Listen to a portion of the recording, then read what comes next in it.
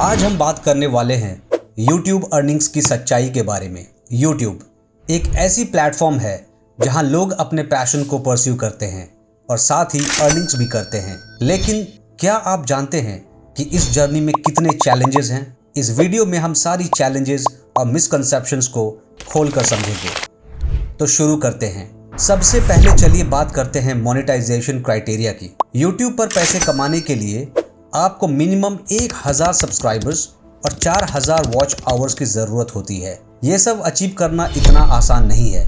बहुत सारे क्रिएटर्स इस हर्डल से गुजरने के लिए स्ट्रगल करते हैं और जब आप इन क्राइटेरिया को अचीव कर लेते हैं तब आप YouTube पार्टनर प्रोग्राम यानी कि YPP के लिए अप्लाई कर सकते हैं। और जब आप मोनेटाइज हो जाते हैं तो एड से अर्निंग्स भी कभी कंसिस्टेंट नहीं होती।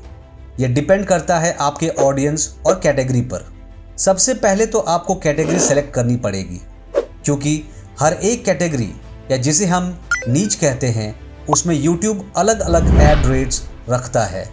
इसलिए क्रिएटर्स को हर कैटेगरी में अलग अर्निंग मिलती है। कुछ टॉपिक्स पर चैनल्स को कम रेवेन्यू मिलता है, जबकि कुछ हाई डिमांड कैटेगरीज में ज़्यादा पैसे मिलते हैं और इसलिए आपका सही कैटेगरी सेलेक्ट करना बहुत ही ज़रूरी हो जाता है। और सेलेक्ट उसी को करें जिसमें आपको लगता है कि आप कॉन्फिडेंट हैं। इसका मतलब ये है कि आपका कंटेंट किस कैटेगरी में फॉल करता है, इस पर डिपेंड करता है कि आपको कितनी अर्निंग होगी। फॉर एग्जाम्पल, कुछ हाई पे कैटेगरीज हैं जैसे finance and investment, business and marketing, technology and gadgets, educational content, और उनसे थोड़ा कम पे कैटेगरीज हैं health and fitness, lifestyle and beauty, entertainment and comedy, gaming etcetera. अब बात करते हैं कंटेंट क्रिएशन की चैलेंजेस की। तो आपको हाई क्वालिटी कंटेंट बनाना होगा जो आपकी ऑडियंस को पसंद आए। रेगुलर अपलोड्स ज़रूरी हैं और ये बहुत टाइम कंज्यूमिंग हो सकता है। कई बार आपको कंटेंट आइडियाज़ निकालने में भी मुश्किल होती है। आपको क्रिएटिव होना पड़ेगा और एडिटिंग स्किल्स, उसके लिए भी आपको सीखना पड़ेगा बहुत कुछ। इस जर्नी में आपको बहुत सी स्किल्स डेवलप करनी पड़ेंगी। बहुत से क्रिएटर्स ये सोचकर शुरू करते हैं कि उन्हें सिर्फ कैमरे के सामने खड़ा होना है, लेकिन एडिटिंग, स्क्रिप्टिंग और प्रमोशन की रिस्पॉन्सिबिलिटी भी काफ़ी बड़ी होती है दोस्तों। आगे बढ़ते हैं CPM और RPM के कन्फ्यूजन की तरफ। लोग सोचते हैं कि व्यूज़ के साथ पैसे डायरेक्टली प्रोपोर्शनेट हैं, लेकिन ऐसा नहीं है। YouTube क्रिएटर्स को पैसे मिलते हैं एड रेवेन्यू के थ्रू। CPM यानी कि कॉस्ट पर माइल होता है एडवर्टाइजर का कॉस्ट फॉर 1000 व्यूज़, और RPM यानी कि रेवेन्यू पर माइल होता है क्रिएटर का earnings for 1000 views. YouTube ad से जितनी अर्निंग्स होती है उसका एक बड़ा हिस्सा YouTube खुद रख लेता है। जनरली क्रिएटर्स को सिर्फ 55% रेवेन्यू मिलता है और 45% YouTube अपने पास रख लेता है। अगर आपका वीडियो वायरल नहीं होता या आपके रेगुलर व्यूअर्स नहीं हैं तो आपकी अर्निंग्स काफ़ी कम होती है। एक और मिथ जो लोगों में है वो ये कि ज़्यादा व्यूज़ या सब्सक्राइबर से ही पैसा बनता है। सच ये है कि सब्सक्राइबर से डायरेक्ट कोई इनकम नहीं होती दोस्तों।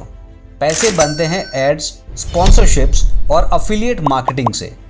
YouTube का एल्गोरिदम अनप्रेडिक्टेबल होता है। कब कौन से वीडियो को प्रमोट करेगा और कौन से को इग्नोर, ये कहना मुश्किल होता है।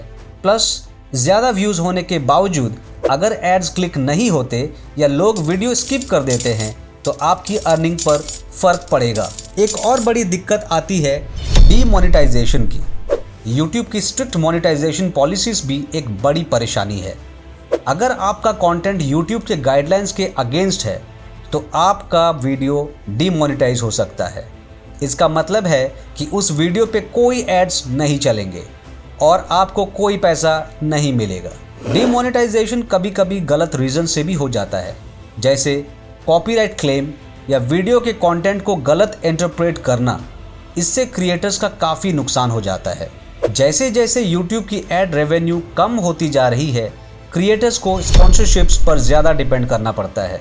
लेकिन स्पॉन्सरशिप्स तभी आती हैं जब आपका चैनल काफ़ी बड़ा हो और आपकी ऑडियंस हाईली एंगेज्ड हो। छोटे क्रिएटर्स के लिए स्पॉन्सरशिप्स मिलना मुश्किल होता है क्योंकि ब्रांड्स उन्हें इग्नोर करते हैं या फिर कम पैसा ऑफर करते हैं। अगर आप एक स्मॉल क्रिएटर हैं तो आपको सर्वाइवल के लिए मल्टीपल इनकम स्ट्रीम्स पे फोकस करना पड़ेगा। बात करें टैक्सेस और अदर डिडक्शंस की, तो जो भी आप यूट्यूब से अर्न करते हैं उस पर टैक्स भी लगता है।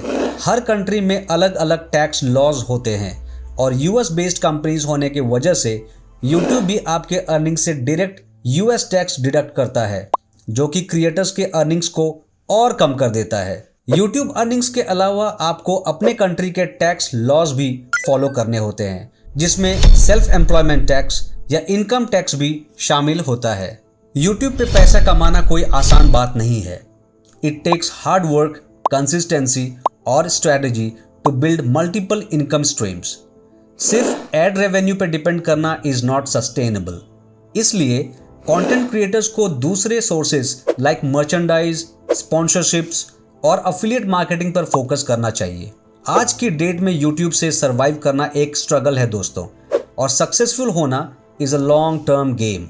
अगर आप जॉब कर रहे हैं और साथ में यूट्यूब या किसी और प्लेटफॉर्म पर कंटेंट क्रिएट कर रहे हैं तो अपनी नौकरी को छोड़ना जल्दबाजी में लिया गया फैसला हो सकता है। जब तक आपकी साइड हसल से स्टेबल और कंसिस्टेंट इनकम नहीं हो जाती, जॉब को छोड़ना थोड़ा रिस्की हो सकता है। नौकरी आपके लिए एक सिक्योर इनकम सोर्स और फाइनेंशियल बैकअप प्रोवाइड करती है, जो लॉन्ग टर्म प्लानिंग और कंटेंट क्रिएशन में भी मदद करता है। कुछ चीज़ें ध्यान में रखें, जैसे फाइनेंशियल स्टेबिलिटी।